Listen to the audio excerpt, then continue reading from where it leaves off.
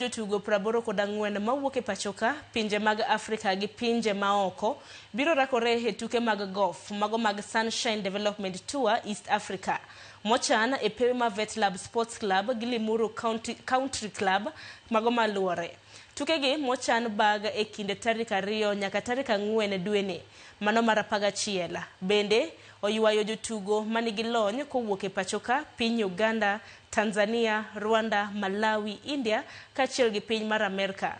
Maduto biro tugo mar manyo rang'iny e kind jotugo e pinje mangima. John Lejirma kaachiel gi Michael Karanga biro telo ne jotugo ma Kenya e piem go mago mar neno ni timno otimo makare e piny Kenya. Longest game to the shortest game, and yeah, I think we're fresh to get in, and coming next week we are ready. I think I'm trusting my the process, and I know something is cooking, and as I said, I'm used to play with the pros, and I like challenging them and also challenging me.